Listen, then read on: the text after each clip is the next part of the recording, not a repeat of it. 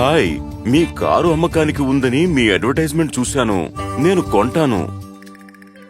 మీకు నచ్చినందుకు సంతోషం. ఆ కారు మంచి కండిషన్ లో ఉంది. నేను కొత్త కారు తీసుకుంటున్నాను కాబట్టి ఆ కారు అమ్ముతున్నాను. ప్రైస్ లో నెగోషియేట్ చెయ్యను నేను. అయ్యో, ఆ ప్రైస్ ఓకే నాకు. నేను XYZ బ్యాంక్ అధికారిని.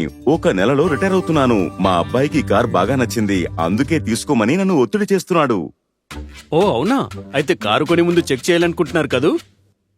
అవునండి, మేం మీ కార్ని చెక్ చేయాలనుకుంటున్నాం, కానీ దానికంటే ముందు ఆ కార్ని వదులుకోవాలని లేదు. కాబట్టి మీకు టోకెన్ అమౌంట్ పంపిస్తాను. నా బ్యాంక్ డీటెయిల్స్ ని SMS చేస్తాను.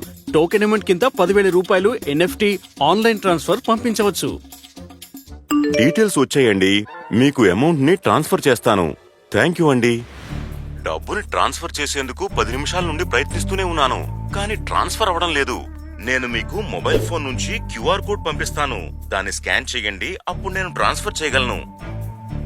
నేను QR కోడ్ ని స్కాన్ చేశాను, కానీ ముందుకు ప్రొసీడ్ అయ్యేందుకు నా UPI పిన్ అడుగుతోంది.